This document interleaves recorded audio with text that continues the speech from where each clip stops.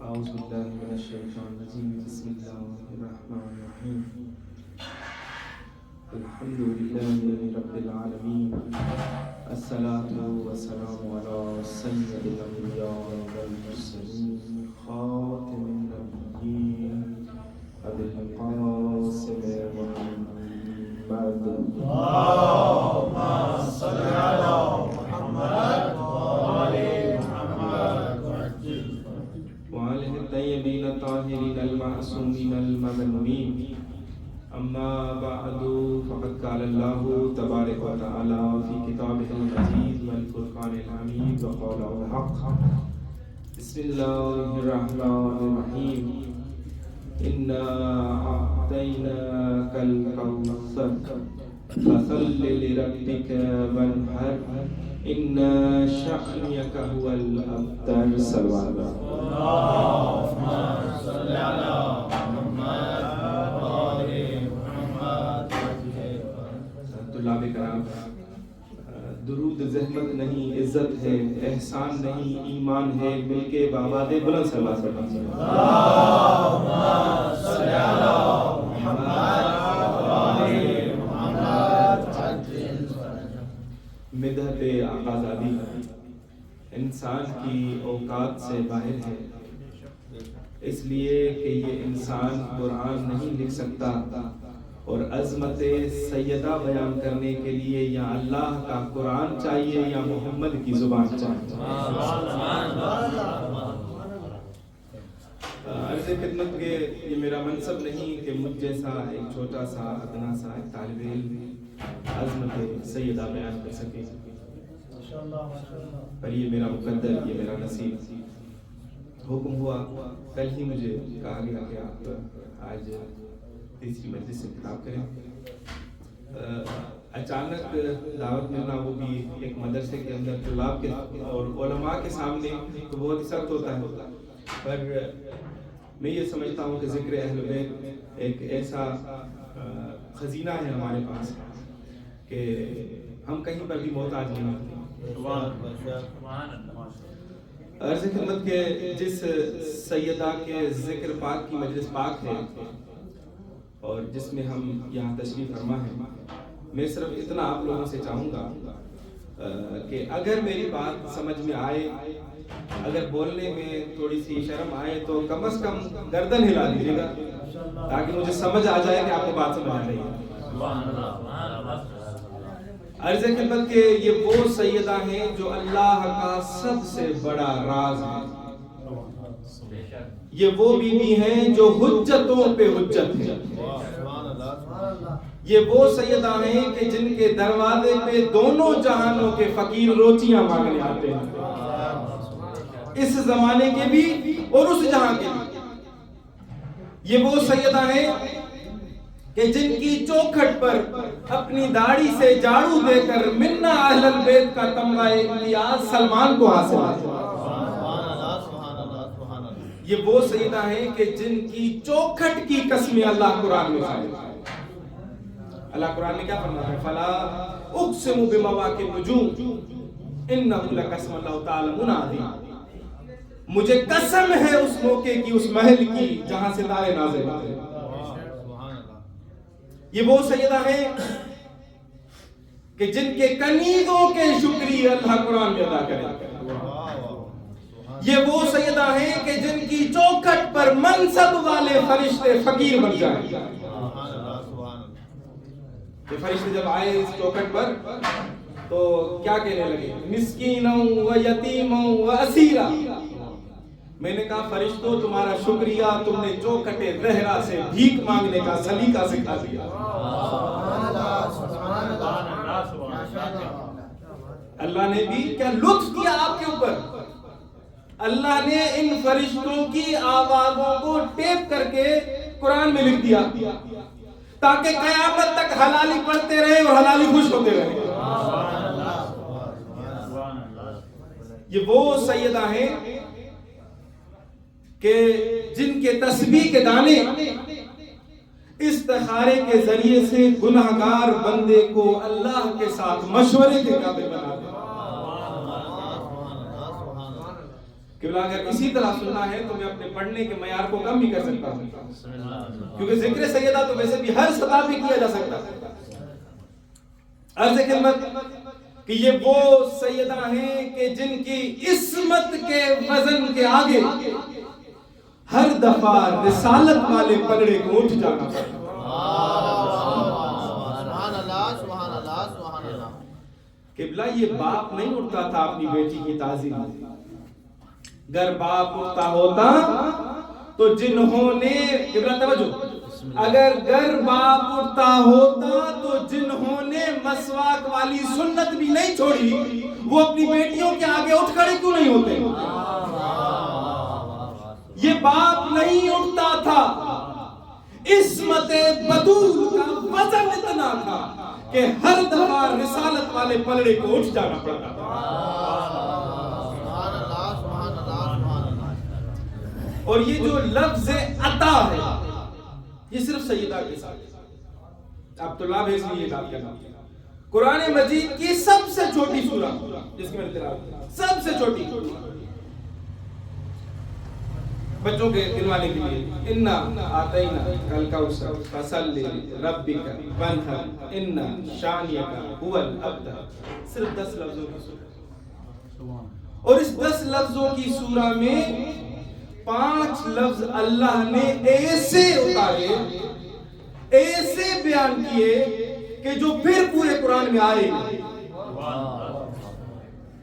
یہ قرآن کا معجزہ، جو قرآن کو ہم کہتے ہیں کہ قرآن ایک زندہ و جاوید معجزہ ہے، یہی معجزہ ہے۔ یہ جو فصاحت و بلاغت قرآن کی بات کی جاتی ہے وہ یہی ہے کہ یہ 10 لفظوں کی سورہ میں 5 لفظ ایسے آئے جو پھر پورے قرآن میں آئے گا۔ پورے قرآن میں انا آتینا صرف اسی سورہ میں، پورے قرآن میں کوثر صرف اسی سورہ میں، پورے قرآن میں شانیہ کا صرف اسی سورہ میں، پورے قرآن میں ونہر صرف اسی سورہ میں، پورے قرآن میں ابتر صرف اسی سورہ میں۔ یہ 5 لفظ قبلہ پھر تکرار نہیں ہوئے، اور آپ دیکھیں یہ ایسے مفرد ہیں، یہ پنجتن پاک کی ذات ایسی ہے جن کا کوئی ثانی نہیں، جن کا کوئی مثل نہیں۔ لوگوں نے تو بنا دیے، کہیں کسی گھر سے صدیق ڈھونڈ کے لے آئے، کہیں کسی گھر سے صدیقہ ڈھونڈ کے لے آئے، مگر معیار کون ہے؟ معیار قرآن ہے۔ ہم قرآن سے پوچھیں گے کہ صدیق کون ہے، صدیقہ کون ہے؟ اگر مباہلے کے میدان میں رسول اللہ کسی اور کو صدیق بنا کے لے جاتے، کسی اور کو صدیقہ بنا کے لے جاتے تو ہم بھی مان لیتے۔ حالانکہ قرآن کی آیت میں تو گنجائش بہت بڑی ہے، نساءنا و نساءکم، ہم اپنی عورتیں لائیں گے تم اپنی عورتیں۔ پورے مدینے کی عورتیں بھی رسول لے جاتے تو لے جا سکتے تھے، مگر قرآن کی روح سے سچے چاہیے تھے، جیسا قرآن چاہتا ہے ویسے چاہیے تھے۔ یہ ایسے مفرد ہیں کہ کوئی ثانی نہیں۔ اگر ہمارے برادران سے پوچھیں تو یہ دونوں صدیق اور صدیقہ کے رشتے یا یہ ان کا جو مثل ہے جن کے اوپر وہ تدبیر کرتے ہیں وہ ایک ہی گھر سے ڈھونڈ لاتے ہیں، مگر رسول اللہ صلی اللہ علیہ وسلم صدیق بنا کے مولا علی کو لے کر گئے، صدیقہ بنا کر بی بی پاک کو لے کر گئے۔ بس پتہ یہ چل گیا کہ مسلمانوں کے صدیق اور صدیقہ اور ہیں، قرآن کے صدیق اور صدیقہ اور ہیں۔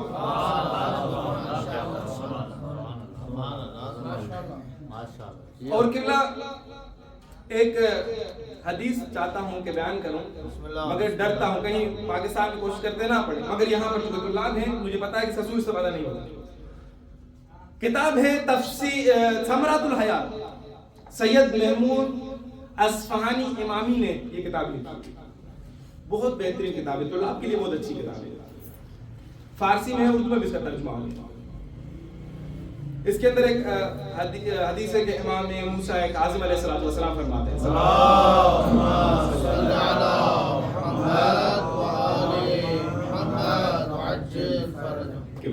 گھڑیال کے مطابق پڑھنا ہے جائز ہے؟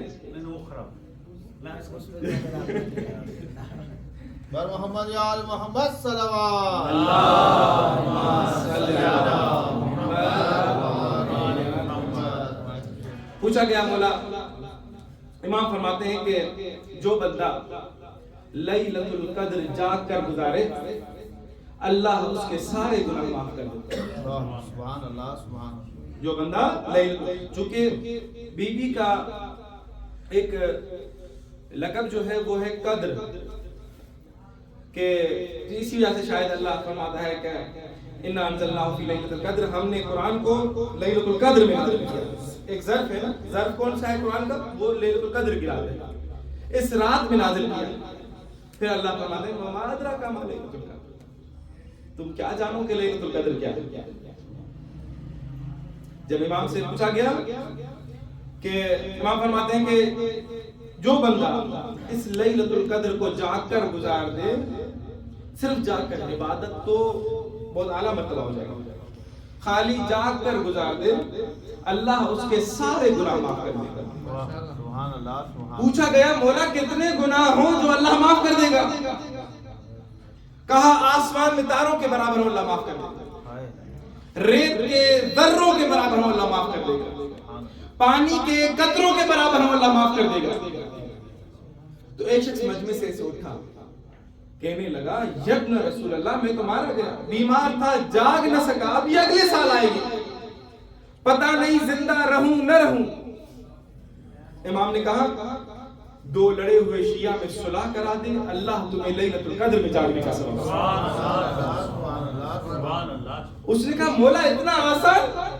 امام نے کہا علی کا شیعہ بھوکا ہو تو اسے کھانا کھلا دے، اللہ تمہیں لیلۃ القدر میں جاگنے کا سبب عطا کرے. کہنے لگا مولا اتنا آسان؟ امام نے کہا علی کا شیعہ مر جائے تو اس کا جنازہ پڑھ لے، اللہ تمہیں لیلۃ القدر میں جاگنے کا سبب عطا کرے. وہ کہنے لگا مولا اتنا آسان؟ امام نے کہا کیا تو جانتا ہے کہ اصل میں لیلۃ القدر ہے کیا؟ دونوں ہاتھ جوڑ کے کہنے لگا یبن رسول اللہ آپ فرمائیں. امام نے کہا لیلۃ القدر سے مراد میری دادی زہرا ہے، تو بطول کے دشمن پہ لعنت بھیج کے سو جایا کر، اللہ تجھے ہر رات لیلۃ القدر میں جاگنے کا سبب عطا کرے. اسی لیے میں عرض کرتا ہوں کہ زہرا کے دشمنوں کے مقدر سے خوف کھا، زہرا کے دشمنوں کے مقدر سے خوف کھا، دوزخ بھی ان کے جرم کی پوری سزا ہے. یہ وہ بی بی جس طرح میں نے کہا کہ سچی اتنی ہے کہ رسول اللہ کو پورے بھرے مدینے میں یہ سچی ملی جیسے موبائل ملے، اور پاک اتنی ہے کہ اللہ رب العزت قرآن میں فرماتے ہیں حضرت ابراہیم سے اپنے کعبہ کے لیے کہ طہر بیتی، میرے گھر کو تو پاک رکھ، اور زہرا کے لیے کہا یطہرکم تطہیرا، تجھے میں پاک رکھوں گا. کعبہ اتنا پاک ہے جتنی ابراہیم میں طاقت ہے، زہرا اتنی پاک ہے جتنی اللہ میں قدرت ہے. اور جس آیت شریفہ کے پڑھنے کا شرف حاصل کیا اِنَّا أَعْطَيْنَاكَ الْكَوْثَرَ، اے میرے حبیب ہم نے آپ کو کوثر عطا کی. اب آپ کیا کریں؟ دو کام کریں، فَصَلِّ لِرَبِّكَ وَانْحَرْ، ایک تو نماز پڑھیں اور قربانی دیں. قربانی کیا؟ وَانْحَرْ، وہاں پر خالی گوسفند کے ذبح ہونے کی بات نہیں ہو رہی کہ چھوٹی سی مرغی بھی ذبح کر دیں تو کہیں کہ بھائی قربانی دے دی، نہیں، وَانْحَرْ. اس زمانے میں سب سے بڑی جو قربانی تھی وہ اونٹ کی تھی. جب نعمت بڑی ملے تو پھر قربانی کتنی بڑی دے گی. ہمیں اللہ کی راہ میں دینا بھی ہے، صرف لینا نہیں ہے. اب بتائیں ہمیں کتنی نعمتیں ملی ہوئی ہیں، آیا ہم اس کے بدلے میں اللہ کا کس طرح سے شکریہ ادا کرتے ہیں؟ آیا ہم کون سی قربانی دیتے ہیں؟ ہم کتنی شکرانے کی نماز پڑھتے ہیں؟ اور نعمتوں کی اگر بات کی جائے تو اتنی نعمتیں ہیں کہ اگر لکھنا بیٹھ جائے تو ہمیں شاید پوری نہ کر پائیں. آنکھیں، کان، ناک، یہ جسم، یہ رشتہ دار، یہ مدارس، یہ دوست و احباب، نہ جانے کیا کیا کیا کیا کیا کیا، ہزاروں اور لاکھوں کی نعمتیں شمار کی جائیں جو ہمارے پاس موجود ہیں.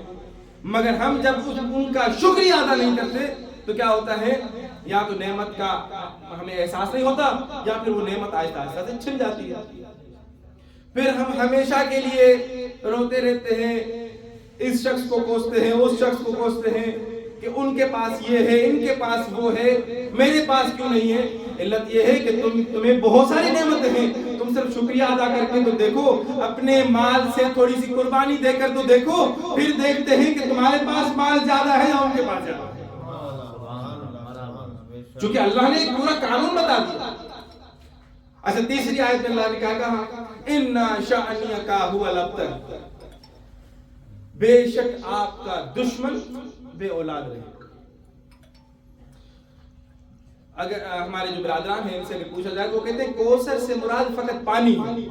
میں کہتا ہوں اگر فقط پانی ہوتا تو آخری آیت کیا آتی ہے، اے میرے حبیب تیرا دشمن پیاسا مرے گا. مگر چونکہ آخری آیت میں بتا رہی ہے اے میرے حبیب آپ کے دشمن کو میں نسل نہیں دوں گا، تو پہلی آیت سے مراد ہے کہ ہم آپ کو اولاد عطا کر رہے ہیں، ہم آپ کو فاطمہ عطا کر رہے ہیں، اولاد کثیر عطا کر رہے ہیں جو قیامت تک رہے گی. جس طرح سے حدیث مبارکہ ہے کہ ہم دو چیزیں چھوڑ کے جا رہے ہیں، قرآن اور اہل بیت. چونکہ بہت سارے دوستان نے یہ بھی کہا کہ صحابہ بھی ہیں. بھئی صحابہ کب تک ہوتے ہیں؟ صحابہ کی جو فیکٹری ہے وہ کب تک ہوگی؟ جب تک رسول اللہ موجود ہیں تب تک وہ چلیں گے، جب تک پھر وہ زندہ رہے وہ چلیں گے. 50 سال 100 سال 200 سال جب تک ان کی زندگی رہی کہیں گے کہ یہ صحابہ تھے اور ہیں، یا انہوں نے ایک لمحہ بھی رسول اللہ کی زندگی میں گزارا تھا. تو پھر تو رسول اللہ ایسا اتنا بڑا دین ایسے لوگوں کے ہاتھ میں چھوڑ کے چلے جائیں جو کہ صرف 40 50 100 سال تک ہوں، ایسا تو ہو نہیں سکتا. وہ رحمت للعالمین ہے اور یہ دین قیامت تک رہے گا. تو یقیناً یہ قرآن بھی اگر باقی رہے گا تو کوئی ایسی شخصیات بھی رہیں جو قیامت تک رہیں، جن کی نسل کو خط تمام نہ ہو. اسی لیے رسول اللہ نے کہا کہ میں 2 گراں قدر چیزیں چھوڑ کے جا رہا ہوں، قرآن اور اہل بیت. حوض کوثر پر آ کر ان سے ملے گا. چونکہ وہاں صحابہ، یہ حدیث کو آپ وہاں پر نفی کر سکتے ہیں تو لا پھر تھوڑی سی منطق تھوڑی سی فلسفانہ گفتگو کریں گے تو نقطے تک پہنچ جائیں گے. ہم آپ کے دشمن کو نسل نہیں دیں گے. حالانکہ سب سے پہلے تو چیز دی عطا کی. ایک چیز ہوتی ہے عطا، طلاب کے درمیان پڑھنا میں صرف مشکل ہے تھوڑا سا. ایک چیز ہوتی ہے عطا اور ایک چیز ہوتی ہے جزا. پورے بدلے کو کہتے ہیں جزا. اور اگر کوئی انسان خوش ہو کر کسی کو دے دے اسے کہتے ہیں عطا. مثال کے طور پر اس مدرسے کی ذمہ داری صفائی کی آغا علوی صاحب کسی کو دے دیں، کسی شاگرد کو، کسی باہر سے کام کرنے والے کو، بھائی یہ لے لیں آپ 1 ملین صفائی کر دیں. انہوں نے کی. آغا صاحب خوش ہو کر شام کو جب دیکھا تو بہت ماشاءاللہ بہت بہترین صفائی کی. یہ 1 ملین کی جگہ پر 2 ملین انہیں دے دیں تو یہ جو 1 ملین ہے یہ ہے اس کی جزا، اور یہ جو 1 ملین اضافی ہے یہ ہے اس کی عطا. اور یہ ہمیشہ عطا جزا سے افضل ہوتی ہے. اللہ نے محمد مصطفیٰ کو رحمت العالمین بنایا، کہا جزا ہے. قرآن دیا، کہا جزا ہے. عالمین کی سرداری دی، کہا جزا ہے. مگر جیسے ہی زہرا دی، کہا عطا ہے. کیونکہ جیسے ہی قرآن آتا رہا رسول اللہ بیٹھے رہے، عالمین کی سرداری ملتی رہی رسول اللہ بیٹھے رہے، سید الانبیاء بنتے رہے بیٹھے رہے. مگر جیسے ہی زہرا آئے پاک پیغمبر کھڑے ہو گئے. تو یہ تھی عطا، اور یہ عطا ان جزا سے افضل ہے. ہم آپ کے دشمن کو نسل نہیں دیں گے. کس نے کہا تھا کہ آپ ابتر ہیں؟ عاص ابن وائل. عاص ابن وائل نے کہا کہ آپ ابتر ہیں، جس پر پاک پیغمبر غمزدہ ہوئے. چونکہ یہ رحمت العالمین ہے، کوئی بھی کبھی انہیں کچھ کہے تو یہ پلٹ کے نہیں کہتے ہوں گے، وہ بول پڑتا ہے. جیسا کہ ابو لہب نے نعوذ باللہ کہا تھا، اے عبداللہ کی یتیم تیرے ہاتھ ٹوٹے. یہ چپ رہا, وہ بول پڑا تبت یدا ابی لہب و تب, اے ابو لہب تیرے ہاتھ ٹوٹے. حالانکہ قبلہ یہ ہاتھ جز ہے کل نہیں. عقل جو ہے یہ کل ہوتا ہے, ٹھیک, ہاتھ جز ہے کل نہیں. جس نے رسول اللہ کے جز پر حملہ کیا اللہ ناراض ہو گیا, تو جس نے رسول اللہ کے کل پر حملہ کیا وہ رضی اللہ کیسے ہو سکتا ہے؟ رضی اللہ نہیں ہو سکتا. آپ کے دشمن کو میں نسل نہیں لوں. عاص بن وائل نے کہا کہ آپ ابتر ہیں, تاریخ گواہ ہے کہ اس کا بیٹا پیدا ہو گیا عمرو بن عاص بن وائل. یہ وہی بدبخت ہے عمرو عاص جس نے جنگ صفین میں جنگ کا نقشہ تبدیل کیا.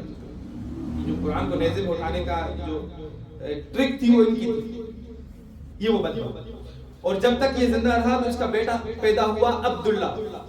معاویہ نے شام کے ساتھ ایک دوسرا چھوٹا سا منطقہ ہے, اس کا گورنر اس کے بیٹے کو بنایا تھا عبداللہ, مگر جب تک یہ زندہ رہا, جس دن یہ مرا اسی دن اس کو گورنرشپ سے بھی ہٹا دیا.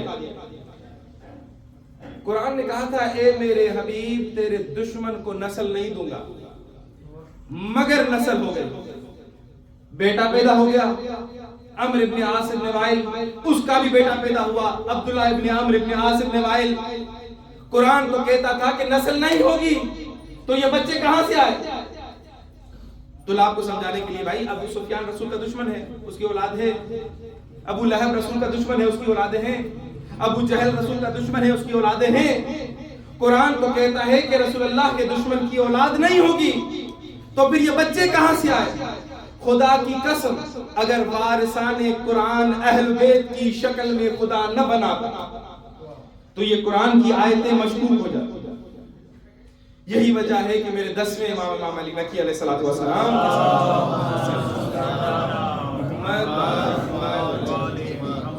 جب ایک دشمن مصطفیٰ اپنے 2 بچوں کو لیے بغل میں چلا اور رسول اللہ کی شان میں گستاخی کرنے لگا,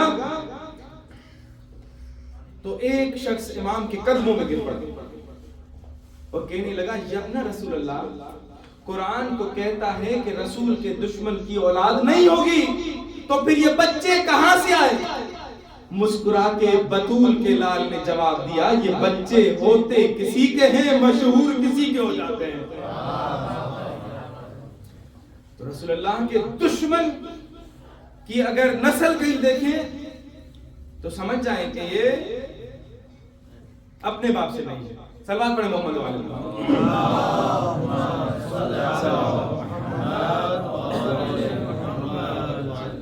بار دیگر آواز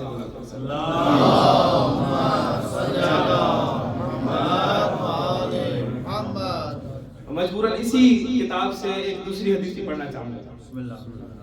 کیا کروں, مجبوری ہے, طلاب کا مجمع ہے, نہیں بولتا. کہ امام سے کسی نے پوچھا امام بخیل کون ہے؟ امام موسیٰ کاظم علیہ السلام, امام بخیل کون ہے؟ امام نے کہا پیسہ ہو خرچ نہ کرے بخیل. سمجھ آ رہی؟ پیسہ ہو خرچ نہ کرے وہ بخیل ہے. پوچھا کہ مولا اس سے بڑا کوئی بخیل ہے؟ کہا ہے. کہا کون مولا؟ کہا جو کسی اور کو خرچ کرتا ہوا برداشت نہ کرے. خرچ وہ کر رہا ہے, برداشت سے نہیں ہوتا. پوچھا مولا اس سے بڑا کوئی بخیل ہے؟ کہا ہے. کہا کون؟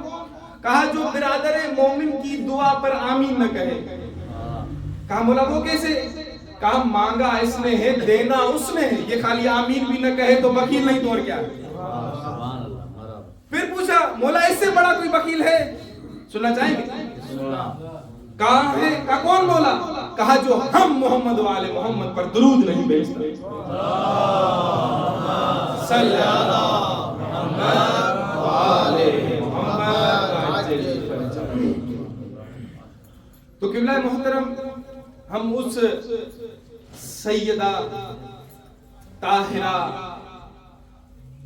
زکیہ محدثہ انہیں کیوں کہا گیا؟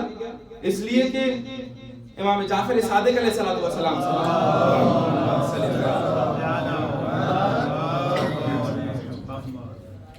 امام سے مروی ہے کہ امام فرماتے ہیں کہ جب تک ہمارے نانا تھے تو جبرائیل امین جو وحی لے کر آتے تھے یہ وحی کا سلسلہ منقطع نہیں ہوا.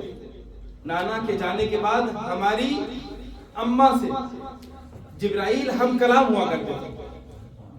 اور صحیفہ فاطمہ آج بھی کتابیں موجود ہیں, ہمارے پاس موجود ہے, آپ فارسی میں تب تم فارسی جانتے ہیں. تمام مکالمات جو حضرت جبرائیل امین کے ساتھ سیدہ کے ہیں وہ سارے اس کتاب میں موجود ہیں. اور اسی وجہ سے کہ سیدہ جو کچھ نقل کرتی تھیں ان کو محدثہ کہا گیا, حدیث نقل کرنے.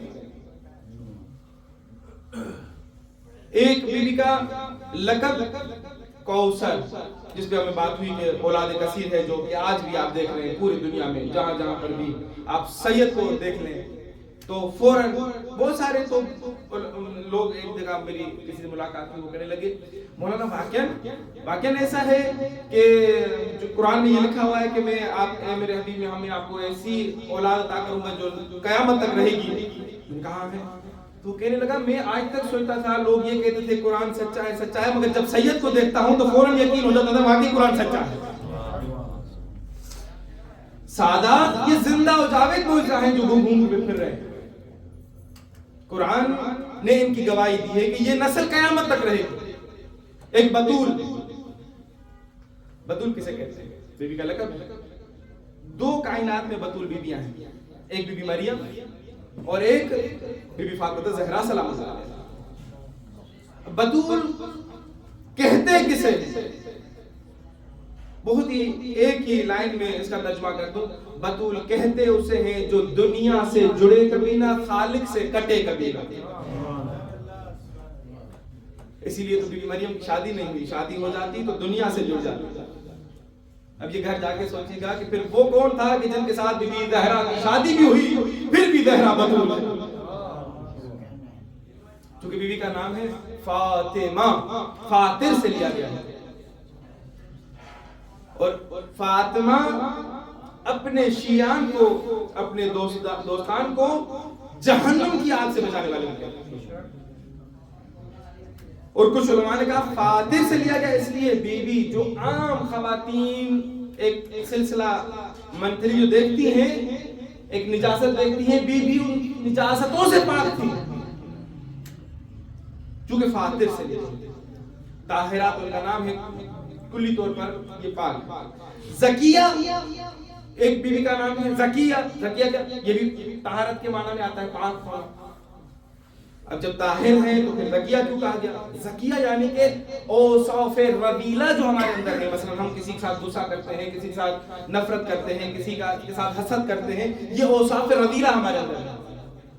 مگر سیدہ ان اوصاف رذیلہ سے بھی پاک. اور اگر کسی سے اگر خشمگین تھی تو وہ بھی رضا پروردگار تھی. کسی سے اگر محبت رکھتی تھی وہ بھی رضا پروردگار تھی. یہ اوصاف رذیلہ میں نہیں آتا, یہ اوصاف عالیہ میں آتا. اسی طرح ایک بیوی کا لقب تھا مرضیہ, راضی ہونے والی. ہر چیز, یہ گھرانہ ایسا ہے, یہ پورا گھرانہ ایسا ہے ہر حال میں خدا سے راضی. ہم کتنے شکوہ کرتے ہیں, صبح سے شام تک اگر ہم شکووں کی کتاب ڈائری لکھیں تو شاید اتنی بڑی جلدیں بن جائیں گے. اتنے شکوہ کرتے ہیں پروردگار سے, یہ بھی نہیں ہے میرے پاس, یہ بھی نہیں ہے, یہاں پر مشکل ہے, یہاں پر مشکل ہے, یہ نہیں ملا, وہ نہیں ملا, اسے کیوں, مجھے کیوں نہیں. مگر ہم اس گھرانے کو جانتے ہیں کہ جن کے سامنے اگر ششمائے بچے کو ذبح بھی کر دیا گیا تب بھی شکر پروردگار. اگر ان کے لاشوں کو بے گور و کفن تپتی ریت پر چھوڑ دیا گیا تب بھی اگر پوچھا گیا نا, جس پر جب ابن زیاد لعین نے بی بی سے پوچھا کہ دیکھو تمہارے ساتھ تمہارے خدا نے کیا کیا, ہم ہوتے تو کیا کہتے. مگر بی بی کا جملہ سنیں, بی بی کہتی ہیں ما رأیت الا جبل, اللہ ہم ایسوں کو ماننے والے, ایسوں کو جانتے ہیں کہ جنہوں نے اپنے سامنے, آنکھوں کے سامنے اپنے خیام جلتے دیکھے, چھوٹی چھوٹی بچیوں نے تماچے کھائے, ان کے پیاروں کے لاش بے گور و کفن پڑے رہے. مگر اگر سوال ہوتا ہے تو کہتے ہیں ہم نے اللہ کی خوبصورتی کے علاوہ تو کچھ دیکھا ہی نہیں. اللہ اکبر. اسی لیے تو کہتے ہیں کہ اس شاعر نے کہا کربلا کے بعد بھی تم سید سجاد ہو. کربلا کے بعد بھی تم سید سجاد ہو. کوئی اور ہوتا تو کہہ دیتا کوئی خدا نہیں. بی بی کا جو نام ہے مرضیہ, اور اسی وجہ سے شاید 3 پسلیاں ٹوٹ گئی پر علی مولا کو پتہ نہ چلا.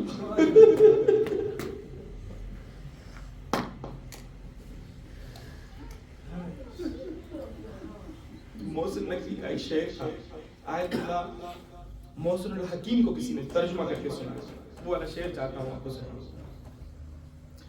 اور جب سنایا گیا تو آیت اللہ محسن الحکیم کافی روئے اور کہنے لگے کہ جس نے یہ شعر پڑھا ہے اس پر جنت واجب ہو گئی. سید جان فرماتے ہیں اے خاک مدینہ تیری گلیوں میں ہم ابھی تک بنت پیغمبر کی لحد ڈھونڈ رہے ہیں.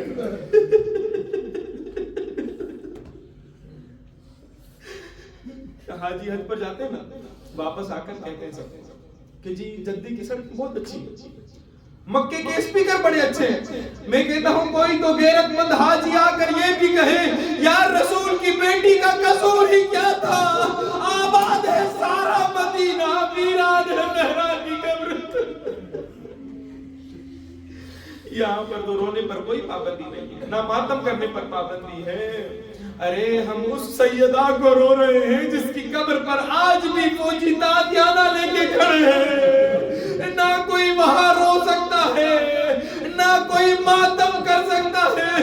مومن مومن کو آنکھوں آنکھوں میں اشارہ کر کے کہتا ہے ارے وہ جو 2 پتھر رکھے ہوئے ہیں یہ ماں ہے حسن حسین کی. ایک ایرانی شاعر کا جملہ ہے, کسی نے مجھے سنایا.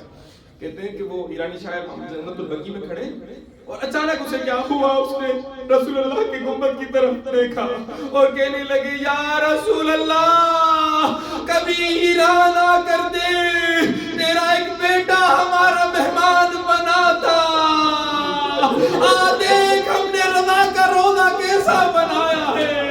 ارے کیا ہوتا تیری بیٹی بھی ایران آ جاتی, ہم اپنی بیٹیوں کے زیوروں کو تو بیچ کر تیری بیٹی کا روزہ تعمیر کراتے. اللہ اکبر. جس کے لیے دارین کو بنایا گیا, اللہ اکبر, جس کے لیے کائنات کو بنایا گیا, وہ اس دنیا سے گئی تو روتی ہوئی چلی گئی. باپ کے بعد اسی منبر پر جب غاصب آ گئے تو 4 گھنٹے تک کھڑی رہی. اللہ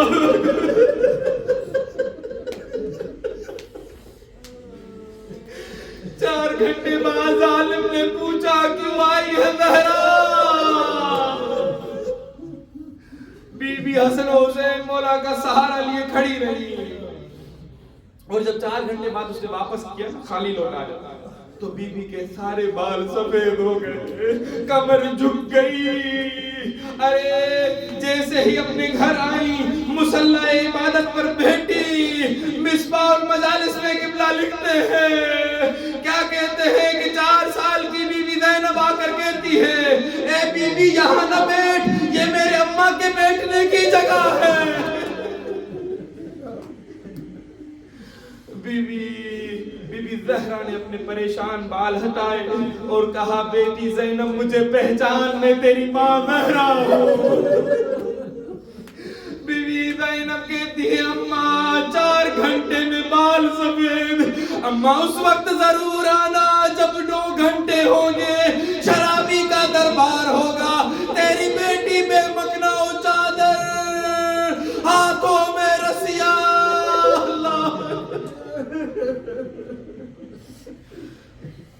آج تو آپ پر کوئی پابندی نہیں نہ رونے پر. اس سیدہ کو رونے کے لیے آئے ہیں کہ جن کے لیے آپ سنتے ہیں کہ وہ اپنے بیٹوں کی ہر مجلس میں شریک ہوتی ہیں. آج ان کی اپنی مجلس ہے, بی بی کے تمام بیٹے اس مجلس میں موجود ہوں گے یقیناً. اللہ اکبر. جیسے ہی یہ غاصب منبروں پر آئے, حضرت بلال مدینہ چھوڑ کے چلے گئے. ارے کچھ دنوں کے بعد حضرت بلال کے خواب میں رسول اللہ آتے ہیں اور کہتے ہیں بلال تم نے میرے علی اور فاطمہ کو تنہا چھوڑ دیا ہے. بلال بیدار ہوا, اپنے کپڑے اٹھائے, دوڑ پڑا مدینے کی طرف, کہنے لگا اللہ خیر کرے. ارے نہ جانے مدینے میں کیا ہوا, یہ آتا ہے مدینے پہنچا. ارے جیسے ہی مدینے کی گلیوں سے ہوتا ہوتا مسجد نبوی میں پہنچا تو کیا دیکھتا ہے, ایک در جلا ہوا دروازہ ہے. اللہ اکبر, اس کا دل بیٹھ جاتا ہے. ارے اس در کو آگ کیسے لگی ہوگی. اس نے جلے ہوئے دروازے پہ دستک دی, اندر سے فضا کی آواز آئی. کون؟ کہتا ہے فضا مجھے پہچان, میں بلال ہوں. فضا نے کہا بلال تجھے یاد ہے وہ وقت جب تم مسلمان ہوئے تھے, کافروں نے تمہیں تازیانے مارے تھے. اللہ اکبر. بلال کہتا ہے تازیانے کے درد کا مجھ سے نہ پوچھ.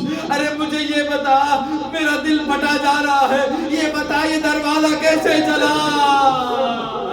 اللہ اکبر. فضا کہتی ہے اے بلال جب تم مسلمان ہوئے تھے کافروں نے تمہارے سینے پر بڑے بڑے پتھر رکھے تھے جن کی وجہ سے تمہاری پسلیاں ٹوٹ گئی. یہ کہتا ہے پسلیوں کے درد کا نہ پوچھ, مجھے یہ بتا ارے یہ دروازہ کیسے جلا. فضا کہتی ہے بلال تیرے جانے کے بعد مسلمانوں نے اس دروازے کو آگ لگا دی, مسلمانوں نے زہرا کو تازیانے مارے, مسلمانوں نے زہرا کی 3 پسلیاں توڑ دی. اللہ اکبر. میں نے آیت اللہ وحید خراسانی سے جملے سنے, وہ فرماتے ہیں اگر کسی کی کوئی ایک پسلی ٹوٹ جائے تو وہ سانس نہیں لے سکتا. اللہ اکبر. کہتا میرا سلام ہو اس بی بی پر, ارے جس کی 3 پسلیاں ٹوٹی تھی, یعنی وہ ہر سانس میں جیتی تھی.